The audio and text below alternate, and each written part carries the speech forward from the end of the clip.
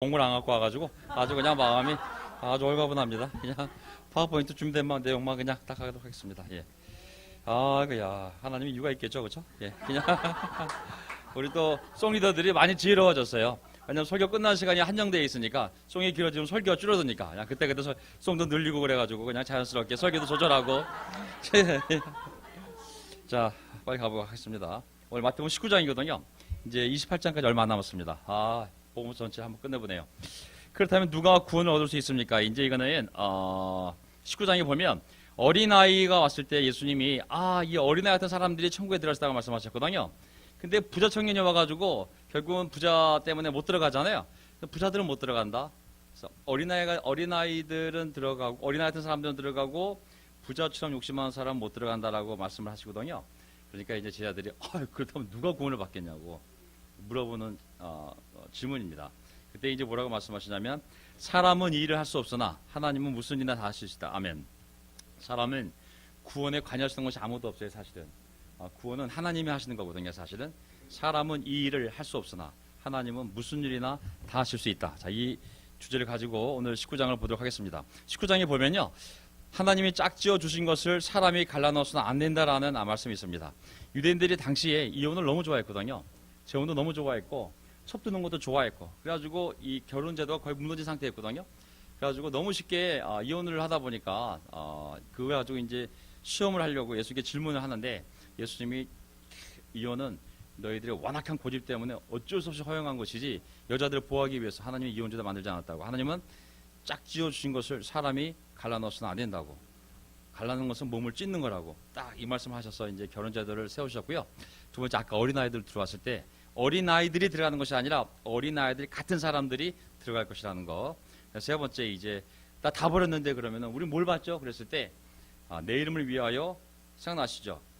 집이나 형제나 자매나 부모나 자녀나 밭을 버린 사람은 이 세상에서 100배나 받고 오는 세상에서 영생을 얻을 것이다. 그 말씀이거든요.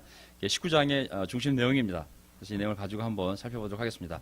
마태복음 19장 3절. 자, 바리새파 사람들이 예수께 다가와서 그를 시험하려고 물었다. 무엇이든지 이유가 있으면 어떤 이유에서든지 간에 남편이 아내를 버려도 됩니까? 너무 그 당시 쉽게 이렇게 했으니까 예수께서 대답하셨다. 사람을 창조하신 분이 처음부터 그들 남자 여자를 지었다는 것과 그리고 그가 말씀하시기를 그러므로 남자는 아버지와 어머니를 떠나서 자기 아내와 합하여서 둘이 한 몸이 될 것이다 하신 것을 너희는 아직 읽어보지 못하였느냐. 그러므로 그들은 이제 둘이 아니라 한 몸이다. 하나님이 짝지어 주신 것을 사람이 갈라넣어서도 안 된다. 아멘. 여기 보면 하나님이 사람을 창조할 때 남자 여자 성이 분명히 갈라졌잖아요. 갈라진 두 성이 합쳐지는 게 결혼이잖아요. 동성결혼은 성경적으로 불가능한 일이거든요. 사실은 동성결혼은 그는 인간이 만든 제도거든요. 사실은 절대 성경은 그것을 용납하지 않습니다. 자, 남자 여자로 재미난 얘기지만은 우리 무지개 그룹 무지개 그룹 우리 장년부 그룹명이 무지개예요. 아니 미국의 동성 연애자들 상징이 무지개예요. 하여간 미국 애들 하여간 좋은 거 망치는데 하여간 일가견이 있어요. 하여간 왜 하나님이 그 좋은 무지개를 만들어놨는데 그래서 그 동성애자들 퍼레이드 가면 다 무지개 깃발 들고 무지개 그냥 한데 그냥 그 아름다운 무지개를 우리 장년부에서 너무 예쁘게 쓰고 있는데 그래서 미국에 온 형제가 그 장년부 그룹 이름이 뭐냐 해서 우리 레인보우 그랬더니 레인보우? 레인보우 너 레인보우 몰라? 그거 노하우냐? 레인보우 그랬더니 미국에서는 동성애자 상징이라고 레인보우가. 그래서 내가 하여간 망치는데 하여간 미국의 일가견이 있어. 하여간 자유주의 때문에. 예. 세계 모든 이단이 다 미국에서 나오지 않습니까? 예. 여기 보면은 그래서 보면은 이 결혼이라는 것은 둘이 하나가 되는 거라고. 몸이 하나 됐는데 어떻게 찢을 수가 있냐고. 한 몸을 어떻게 찢냐고. 아기를 반토막 낼 수 있냐고. 할 수 없는 거라고. 6절 보면은 사람이 갈릴 수 없다고. 그건 불가능한 거라고. 근데 7절 그들이 예수께 말하였다. 그러면 어찌해서 모세는 이혼 증서를 써주고 아내를 버리라고 명령하였습니까? 예수께서 대답하시다. 모세는 너희의 마음이 바로처럼 바로왕 마음이 완악하기 때문에 아내를 버리는 것을 허락하여 준 것이지 본래부터 그랬던 것은 아니다. 내가 너에게 말한다. 음행한 까닭이 아닌데도 아내를 버리고 다른 여자에게 장가드는 사람은 누구나 가늠하는 것이다. 여기 보면 그들이 워낙 쉬운 이유로 아이와 여자들을 하나의 재산으로 취급했지 인격으로 상대하지 않았는데 하나님은 분명히 인간을 만들 때 여자, 남자로 동등하게 만드는데 이게 될 수 없는 거거든요, 사실은.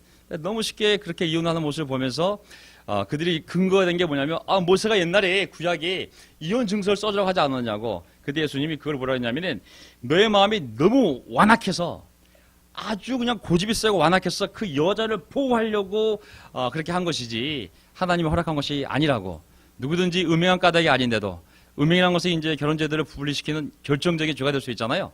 그것이 또 반복이 되고 회개가 안 되면 성경적으로도 정말 위헌할 수 있는 가능성이 있는 유일한 이유가 바로 이 반복적인 음행이잖아요. 그래서 이거 외에는 절대로 하면 안 된다는 것이 예수님의 말씀이었습니다. 그러자 제자들이 너무 놀란 거예요. 야, 이렇게 쉽게 버리고 쉽게 여자를 또 결혼하고 이게 문화고 우리 삶인데 그럼 누가 결혼하겠냐고. 10절 제자들이 예수께 말했다. 남편과 아내 사이가 그러하다면 차라리 장가 들지 않는 것이 좋겠습니다. 얼마 타락했는지 알겠죠? 그 당시에 2000년 전에 이미 이렇게 타락했어요. 벌써. 그럴 바에야 장가를 안 되겠다. 한 여자만 데리고 사느니 한 남자랑 사는 나는 절대 결혼 안 가겠다고. 이렇게 타락한 거거든요. 예수께서 그들에게 말씀하셨다. 누구나 이 말을 다 받아들이지는 못한다. 다만 타고난 사람들만이 받아들인다. 장가 들지 않는 것, 결혼하지 않는 것은 누구나 받아들일 수 있는 말이 아니라고. 타고난 사람들만이 받아들일 수 있다고.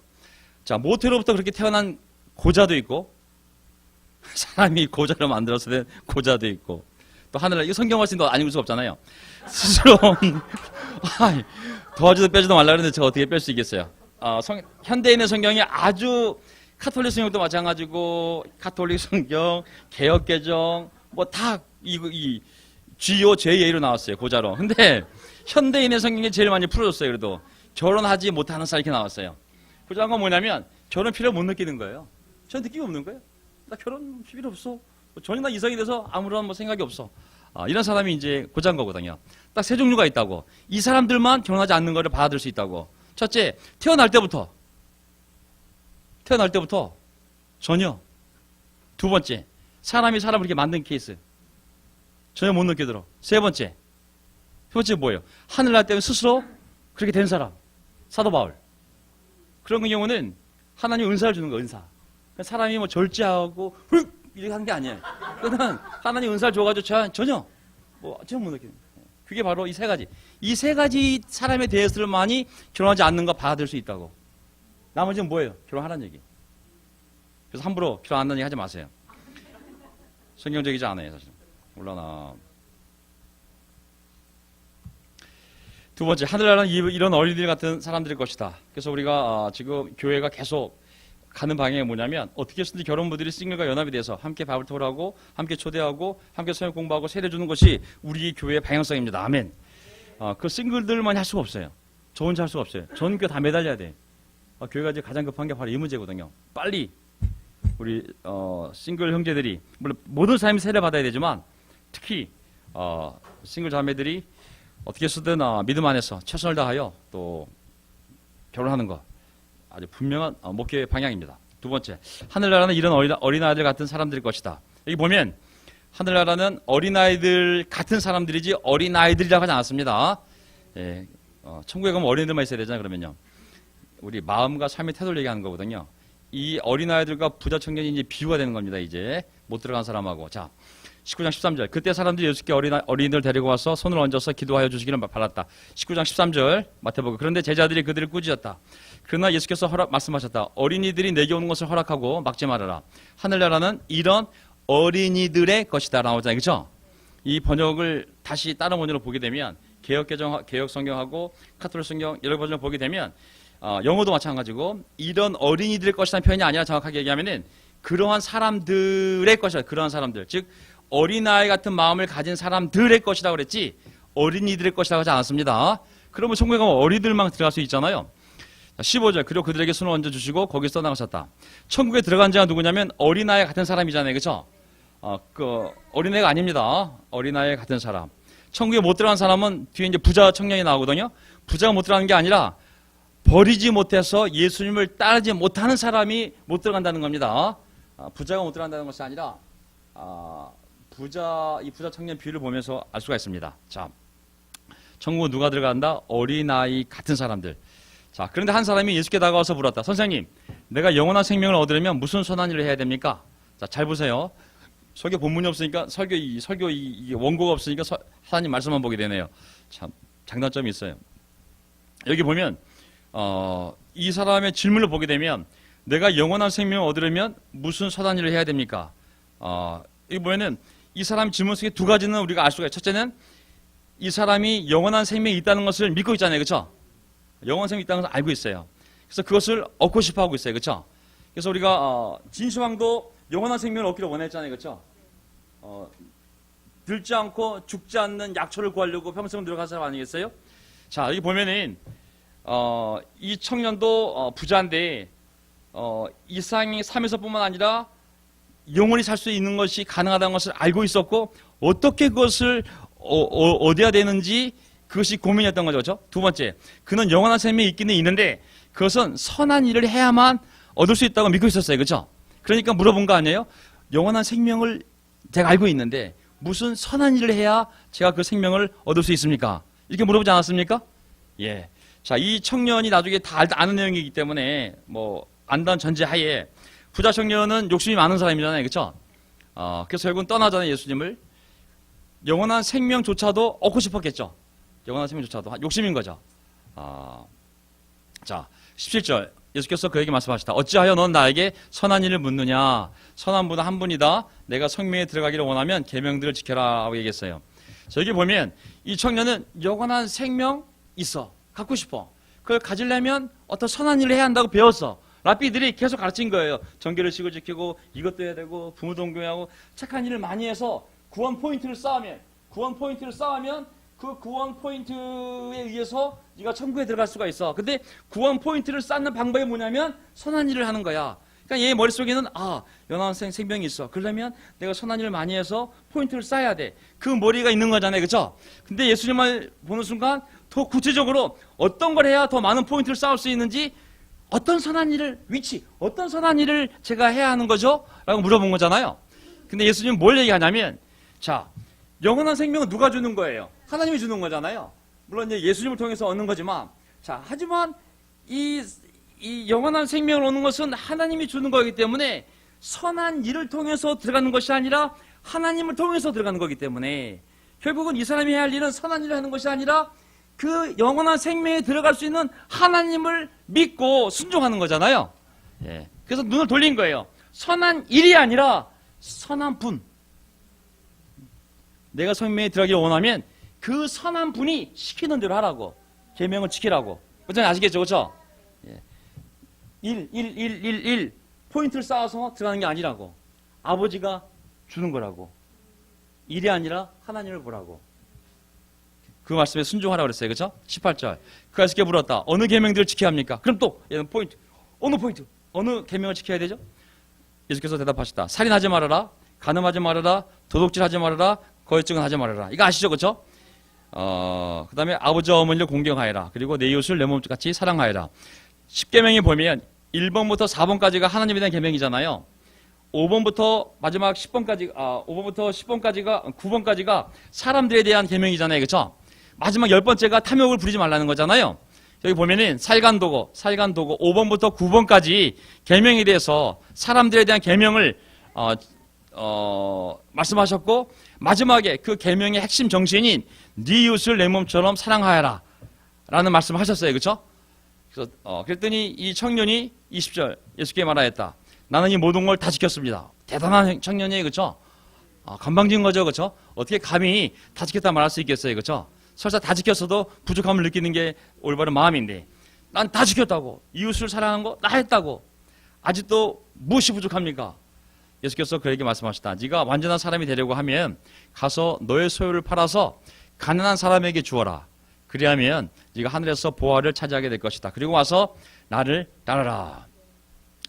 자, 여기 보면 우리가 알다시피 다 지켰다고 하니 예수님 보시기에 어떤 것이 부족하다고 생각을 하고 완전한 사람이 되려고 한다면 정말 천국에 들어가고 한다면 가서 너의 소유를 다 팔아서 지금 세상에서의 소유와 반대가 뭐냐면 천국 보화예요. 지금 이 땅에 있는 걸 팔아서 다 줘버리라고. 그리고 천국부활을 쌓으라고. 그리고 나서 결론이 뭐죠? 누굴 따르라? 자, 그러면 이제 이 말을 다 정리해보면 예수님의 가르침이 뭐냐면, 자, 영원한 생명이 있다? 아멘. 근데 그거 누가 주는 것이다? 아버지가. 아멘. 그분의 말씀을 따라라. 그러니까 그분의 말씀을 따르려면 어떻게 해야 되냐면, 자, 가서 네 재산을 다 팔어. 줘. 다 줘. 그리고 나를 따라. 그러면 너는 영원한 생명을 얻을 수 있어. 이 말씀이잖아요. 예수님의 다른 이름이 뭐냐면 영생이에요, 영생. 지금 이 친구는 정확히 온 거예요. 달려왔는데 예수님을 비록 티처, 라비라고 불렀지만 사실은 예수님을 성경은 누구라고 얘기하냐면 예수 그리스도 곧 영생이신 분이라고 그랬거든요. 왜냐하면 영생이 예수님 안에 있어요. 어떻게 해야 영생을 얻을 수 있습니까? 아버지, 하나님 아버지와 그 아들을 보낸, 그가 보낸 예수 그리스도를 아는 것이 영생이라고 그랬거든요. 그러니까 이 청년이 제대로 온 건 맞아요. 영생 앞에 왔어요.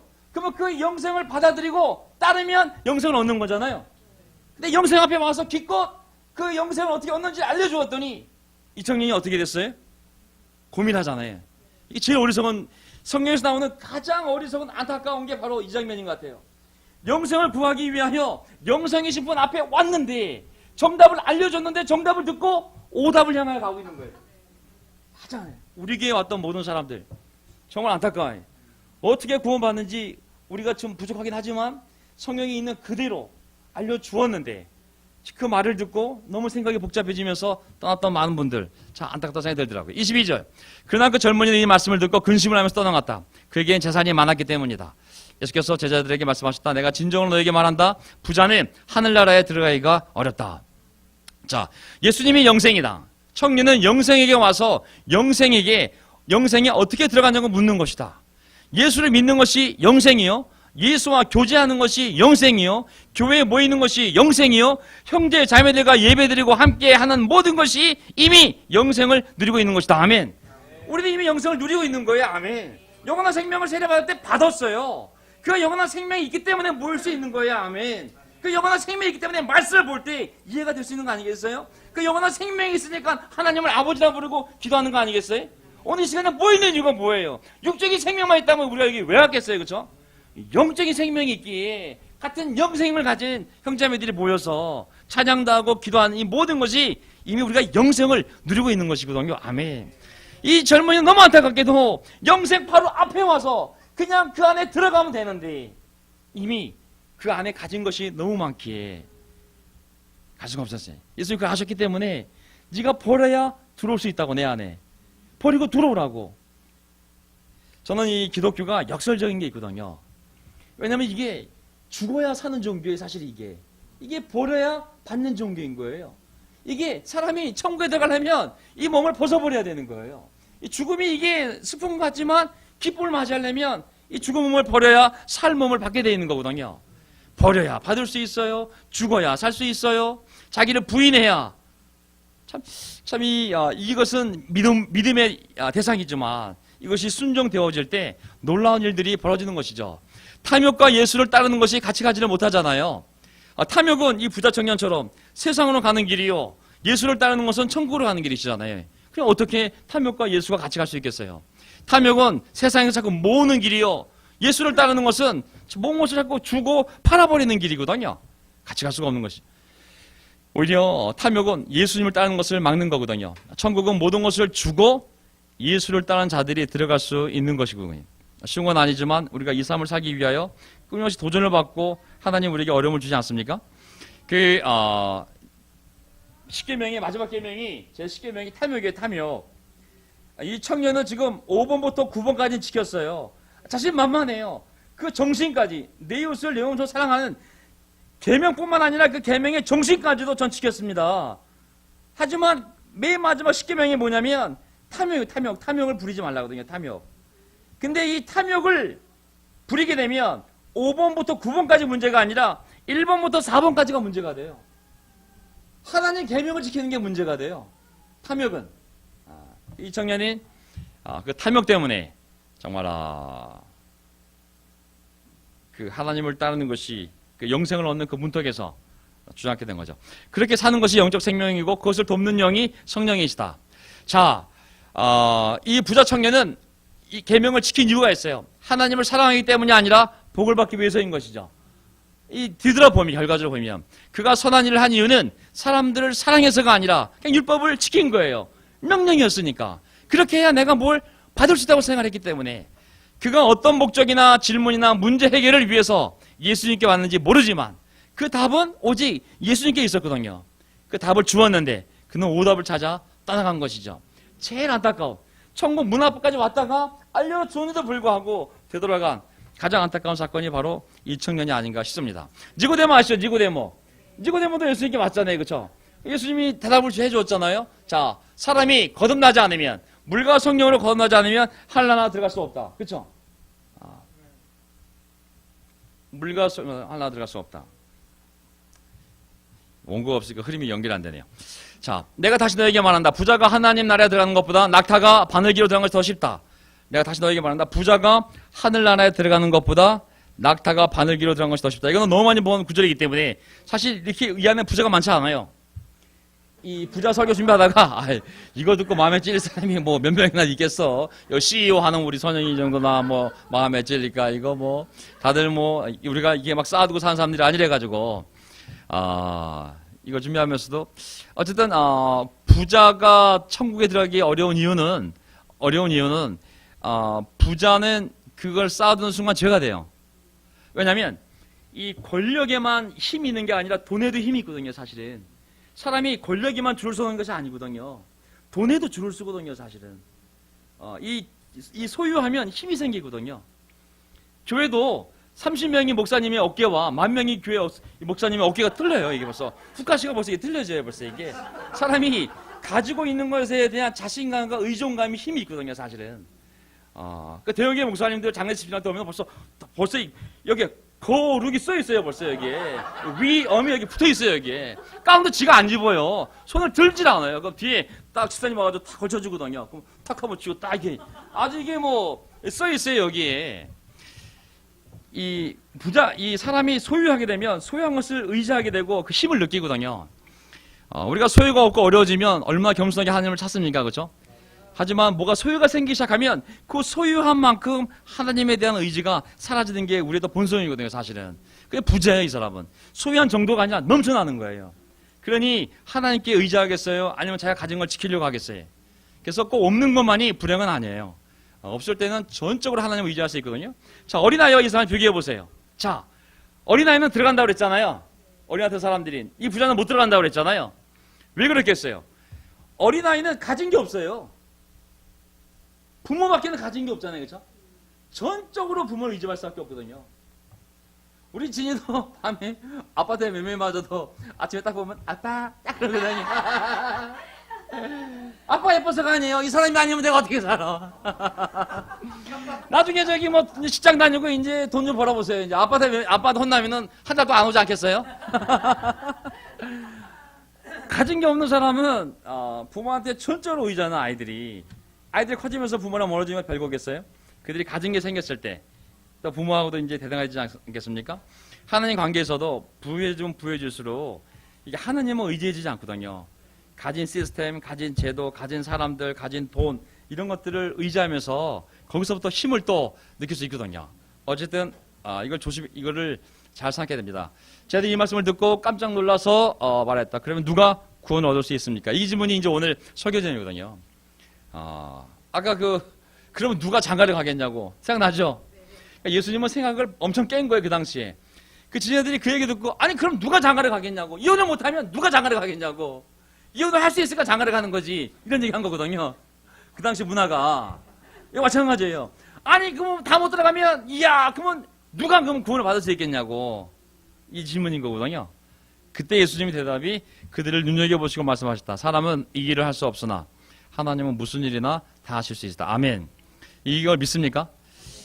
제가 오늘 집에서 설교 준비하면서 우리가 명동 나와서 초대했던 모든 사람들 다 적어봤어요. 한번 이 교회 온 사람들 밥을 먹여오고 누가 누굴 데려왔는지 전부 다 적어봤어요. 아이들까지 다 기억을 해서, 왜냐면 얼마 안 돼, 6개월밖에 안 됐기 때문에 한 45명 정도가 왔어요. 45명. 뭐 똑같은 소리 두 분 온 거 빼고 그냥 그 사람 자체 45명이 정말 뭐 조카 어머니 뭐 형 오빠 뭐 조카 사촌 뭐 하여간 직장 동료의 남자친구 해가지고 진짜 다들 길에서 전도한 사람 딱 한 사람이 있어요. 우리 변지하고 제 아내가 길에서 전도했던 한 남정이라는 친구 외에는 그 많은 사람들이 다 가족 직장 동료들이었어요. 저는 또 어쨌든 저는 우리가 최선을 다할 필요는 있습니다. 하지만 하나님이 하실 이름을 기억합시다. 아멘. 구원은 사람이 하는 일이 아니거든요. 인도자 세우는 것도 사람이 하는 일이 아니거든요. 마샤는 누가 하는 데였어요? 마샤. 기름 붓는 거는 마샤우. 기름 붓다. 메시아. 발음을 굴리니까 못 알아듣네요. 마샤우. 마샤우에서 메시아가 왔다고 그랬잖아요. 하나님이 기름 부는 거지 사람이 붙지 않는다고 그랬잖아요. 사람이 기름 부은 사람은 뽑히게 돼 있어요. 예수님이 말씀하셨거든요. 마태복음에서. 내가 쉽지 않으면 내가 뽑아버린다고. 리더십을 얘기한 거거든요. 결국은 구원도 마찬가지고 모든 게 마찬가지거든요. 하나님이 하시는 거거든요. 하나님이 하지 않는 일을 우리가 억지로 모양을 만들기 위해서 억지로 하게 되면 다 뽑히게 돼 있거든요. 사실은. 자, 하지만 우리는 최선을 다해서 해야 됩니다. 아멘. 하나님 우리를 통해서 그 모으는 일을 하실 거거든요. 우리를 사용하실 거거든요. 하지만 궁극적으로는 하나님이 하실 거거든요. 불가능해 보여도 하나님이 하시지 우리의 설득과 살아가는 것이 아니거든요. 사실은. 우리의 몫을 해야 됩니다. 아멘. 그래서 이제 베드로가 얘기를 다 들어보니 이야 장가가는 것도 어려워. 예수님 따르는 거 다 버렸어. 그럼 나 얻는 게 뭐지? 그 질문이 생기지 않겠어요? 내 이름을 위하여 버린 사람은 이게 세 번째 포인트거든요. 이 말씀을 듣고 베드로가 예수께 말했다. 27절 19장 27절 보십시오. 우리는 모든 것을 버리고 선생님을 따랐습니다. 모든 것을 버리고 아내를 버린 것은 아니겠지만 모든 것을 버리고 예수님을 따랐습니다. 그러니 우리가 무엇을 받겠습니까? 모든 것을 버리고 예수님을 따랐습니다. 그러니 우리가 무엇을 받겠습니까? 충분히 우리 마음속에서 나오는 질문 아닙니까? 네. 뭐 자비들 마음속에 더 클 테고 우리가 무엇을 받겠습니까? 모든 것을 버렸는데 예수께서 그들에게 대답하셨다. 내가 진정으로 너에게 말한다. 28절 새 세상에서 인자가 자기의 영광스러운 보좌에 앉을 때에 새 세상에서 앞으로 종말 때에 나를 따라온 너희도 12 보좌에 앉아서 이스라엘 12지파를 심판할 것이다. 아멘. 하지만 제도 안 깊었을 것 같아요. 이거는 먼 훗날 얘기잖아요. 이건 뭐 새 세상에서 12지파를 심판하고 이게 와닿지 않았을 것 같아. 저는 이 말씀이 와닿았을 것 같아요. 내 이름을 위하여 집이나 형제나 자매나 아버지나 어머니나 자식이나 땅을 버린 사람은 100배나 받을 것이요 또 영원한 생명을 물려받을 것이다. 그러나 첫째 된 사람들이 꼴찌가 되고 꼴찌 된 사람들이 첫째가 되는 경우가 많을 것이다. 여기 보면 내 이름을 위하여 복음을 위하여 하나님 나라를 위하여 이 모든 것을 집 그 다음에 가족 그 다음에 소유자 땅은 소유자네 그죠? 그에 대해서 100배나 받을 것이요. 오늘 세상에서는 영원한 생명을 물려받을 것이다. 자, 우리가 영원한 생명 자체만 따져도 앞에 걸 다 안 봐도 되잖아요. 그쵸? 영원한 생명이 같이 있는 거잖아요. 근데 이 세 가지 잘 보세요. 저나 우리 모두가 이 세 가지를 항상 염두에 둬야 됩니다. 첫째, 집, 잘 보세요. 집, 그 다음에 가족들, 그 다음에 소유, 땅을 버린다고 그랬잖아요. 그쵸? 이 버린다는 말이 뭐냐면 떠나는 거, 그쵸? 이렇게 포기하는 거, 좀 떠나는 거잖아요. 자, 아브라함이 떠났어요, 안 떠났어요? 아브라함도 집을 떠났잖아요, 그렇죠? 또 가족을 떠났잖아요, 어떻게 보면 그렇죠? 또 제가 살던 고향을 떠났잖아요, 그렇죠? 하지만 그가 얻은 건 뭐예요? 정말 천국의 집을 얻었고 하늘의 별처럼 땅처럼 많은 수많은 후손을 얻지 않았습니까? 100배가 아니라 1000배는 받았을 것 같아요, 그렇죠?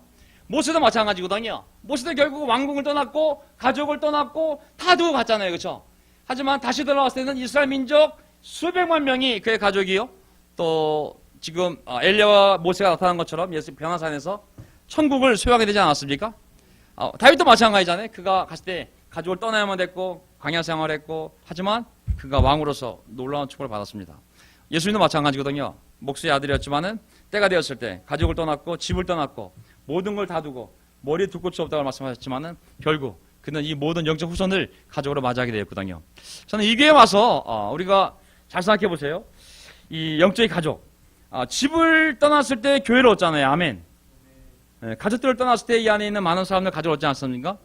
만약에 우리가 영원한 생명도 놀라운 보호하지만, 하늘의 보호하지만, 이곳에서 우리가 수천만 원을 들여서 월세를 내고 비용을 쓰고 나와서, 물론 세례도 놀라운 열매겠죠. 하지만 저는 그 많은 돈을 쓰고 우리가 이 안에서 놀라운 관계를 얻지 못한다면 엄청난 손실인 것 같아요. 이 많은 돈과 시간을 쓰고 예배만 보고 세례만 주고 흩어지는 공동체라면 하나님이 주는 결정적인 걸 놓치는 거라는 거죠. 왜? 하나님은 100배나 우리에게 관계를 주고 싶어 했거든요. 저는 이곳에 와서 조한진 형제 앞에 있지만은 처음에 한진이 그 교회 혼란스러웠을 때 솔직히 말씀드리면 한진 때가 무지나 힘들었어요. 한진 형제가 막판에 아주 저한테 그냥 핵폭탄 날렸어요. 근데 진짜 만났더니 마음이 너무 순수한 형제인 거예요. 근데 충분히 이해가 됐어요. 이 어려울 때 이런 정보에 의해서 이런 마음을 가질 수 있겠구나. 알고 봤더니 너무 마음이 순수하더라고요. 굉장히 가까운 친구 같은 친구가 됐어요, 사실은. 제가 이 명동에 나와서 떠났기 때문에 얻을 수 있는 좋은 우정이 아니었나 싶어요, 사실은. 2년이 얼굴 맨날 싱글벙글해. 저게 잠실에서 저 모양이었어요. 대화를 해본 적이 없어요, 그냥. 안녕하세요. 이렇게 10년을 보냈어요. 여기가 처음으로 제가 2년이나 밥도 먹으면서 나왔기 때문에 이게 지금 가능한 거예요, 사실은요. 정말 자기도 마찬가지예요, 사실은. 좋은 형제라는 얘기는 많이 들었지만 이곳에 나와서 진짜 이렇게 밥도 먹고 같이 처음으로 대화하면서 이렇게 인격과 인격이 부딪히는 이 관계를 만들게 된 거거든요. 처음에 힐튼 호텔 때는 뭐 문영하고 쟤 누구야? 금융이밖에 없었거든요, 사실은요. 여기 나오면서 이제 호진이도 우리 집에 와서 식사도 같이 하고 여기 지금 보면은 성이라고 맨날 수요일날 집 데려다 주면 대화도 하고 정말 승만이는 제 친구지만 한 번도 같이 밥을 먹은 적이 없어요. 고등학교 동창 때는 그렇게 가까웠는데 교회 초대하고 딱 세례 받은부터는 밥을 먼저 없어요, 밥을. 왜냐면 안정감이 됐다. 할 일 다 했다, 이제. 이 안에서 잘 살고 있겠지. 야. 근데 여기 같이 나오니까 잠시를 떠나오면서 이 관계들 다 안겨드리게 되네요. 있었다면 아마 그냥 저는 설교가 했을 것 같아요, 그냥 설교가. 하지만 나왔기 때문에 이 안에서 이 관계들을 다시 누리게 된 거거든요. 우리가 이곳에 와서 예배드리고 그냥 세례들만 준다면 저는 진짜 하나님이 100배나 주기를 원하는 정말 그 관계들을 우리가 얻지 못한다면 좀 안타깝다는 생각이 들어요. 그리고 명동기 형제자매들은 서로 데이트도 하고 집에도 초대하고 이렇게도 만나고 저렇게도 만나고 하나님이 준 축복을 우리가 즐겨야 됩니다. 아멘. 절대 믿음을 잃으면 안 돼요. 30절이 우리에게 격려도 되고 도전도 돼요. 첫째가 된 사람들이 꼴찌가 될 수 있다고. 왕년에는 그랬어요. 하지만 지금 꼴찌가 될 수 있는 거죠. 하지만 지금 막 들어온 형제가 그 기쁨 때문에 더 열심히 살면서 첫째가 될 수 있는 거죠. 첫 번째 이 반구절은 우리에게 도전이 돼요. 뒤에 반구절은 우리에게 격려가 되는 구절이거든요. 유대인들이 그렇게 된 거거든요, 사실은. 바리새파가 그렇게 됐고 우리는 이 전체를 밟으면 안 되겠습니다. 그래서 우리 자, 다시 오늘 설교 정리하면요, 끝났습니다. 자, 그렇다면 누가 구원을 얻을 수 있습니까? 그것은 탐욕을 다 내려놓고 가서 팔고 버리고 비우고 예수를 따라온 사람만이 구원을 얻을 수 있는 거거든요. 어린아이처럼 우리가 계속 그 마음을 지켜야 됩니다. 그렇지 않으면 첫째 된 자가 꼴찌 될 수 있거든요. 하지만 지금이라도 회개했다면 다시 그 사람이 다시 첫째로 또 변할 수 있는 것이 하나님 나라거든요. 사람은 이 일을 할 수 없으나 하나님은 무슨 일을 할 수 있다. 구원은 하나님이 하신 거거든요. 불가능한 것 같지만 하나님이 할 수 있습니다. 첫째, 우리 결혼 생활에 대해서 하나님 짝지어 주신 걸 사람이 갈아넣어서 안 된다. 이혼이라는 단어를 절대 머리에 생각하면 안 됩니다. 그건 세상의 악한 문화지 하나님은 절대로 그것을 염두에 두지 않았습니다. 결혼, 하나님이 지정한 제도입니다. 함부로 그것을 포기하지 마시고 기도하는 가운데 우리가 최선을 다해 전도하고 그 놀라운 축복을 다 함께 누렸으면 좋겠습니다. 하늘님 나라 어린아이들 같은 거라고 우리 마음이 계속 부드러워지기를 바랍니다. 내 이름을 위하여 버린 사람 반드시 영원한 생명뿐만 아니라 이 땅에서 마땅히 너희가 누릴 것을 주겠다는 주님의 약속을 기억하시기 바라면서 설교를 마치겠습니다. 아멘.